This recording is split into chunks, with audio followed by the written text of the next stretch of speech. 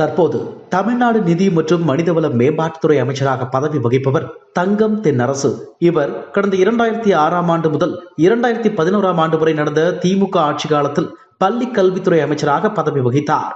அப்போது வருமானத்திற்கு அதிகமாக 76.40 லட்சம் ரூபாய் அளவுக்கு சொத்து குவிப்பில் ஈடுபட்டதாக தங்கம் தென்னரசு, அவருடைய மனைவி மணிமேகலை ஆகியோர் மீது விருதுநகர் மாவட்ட லஞ்ச ஒழிப்புத்துறை போலீசார் கடந்த 2012ஆம் ஆண்டு வழக்கு பதிவு செய்தனர். இந்த வழக்கை விசாரித்த ஸ்ரீவில்லிபுத்தூர் முதன்மை செஷன்ஸ் கோர்ட் வழக்கில் இருந்து இருவரையும் விடுவித்து கடந்த 2022ஆம் ஆண்டு டிசம்பர் மாதம் தீர்ப்பளித்தது. இதேபோல தற்போது வருவாய்த்துறை அமைச்சராக பதவி வகிக்கும் சாத்தூர் ராமச்சந்திரன் கடந்த 2006ஆம் ஆண்டு முதல் 2011ஆம் ஆண்டு வரை நடந்த திமுக ஆட்சி காலத்தில் பிற்படுத்தப்பட்டோர் நலத்துறை அமைச்சராக பதவி வகித்தார். அப்போது 44.56 லட்சம் ரூபாய் அளவுக்கு வருமானத்திற்கு அதிகமாக சொத்து குவிப்பில் ஈடுபட்டதாக சாத்தூர் ராமச்சந்திரன், அவருடைய மனைவி ஆதிலட்சுமி, பி விசாலாட்சி மற்றும் அவருடைய நண்பர் KSP சண்முகமூர்த்தி ஆகியோருக்கு எதிராக லஞ்ச ஒழிப்புத்துறை போலீசார் கடந்த 2012ஆம் ஆண்டு வழக்கு பதிவு செய்தனர்.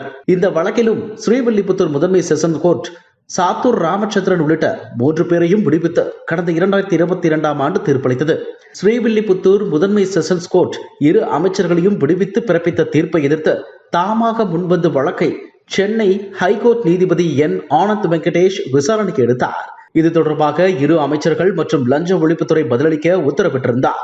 இதன்படி கடந்த மார்ச் மாதம் முதல் ஜூன் மாதம் வரை இந்த 2 வழக்குகளையும் நீதிபதி என் ஆனந்த் வெங்கடேஷ் விசாரித்தார்.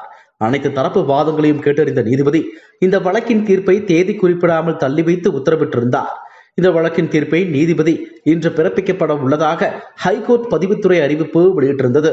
இந்த நிலையில் சொத்து குவிப்பு வழக்கில் அமைச்சர்கள் சாத்தூர் ராமச்சந்திரன், தங்கம் தென்னரசு விடுவிக்கப்பட்டது செல்லாது என்று சென்னை ஹைகோர்ட் நீதிபதி என் ஆனந்த் வெங்கடேஷ் தீர்ப்பளித்தார். அமைச்சர்கள் சாத்தூர் ராமச்சந்திரன், தங்கம் தென்னரசு மீதான சொத்து குவிப்பு வழக்கை மீண்டும் விசாரிக்க உத்தரவிட்ட நீதிபதி அமைச்சர் தங்கம் தென்னரசு செப்டம்பர் 11ஆம் தேதி நேரில் ஆஜராக உத்தரவிட்டார்.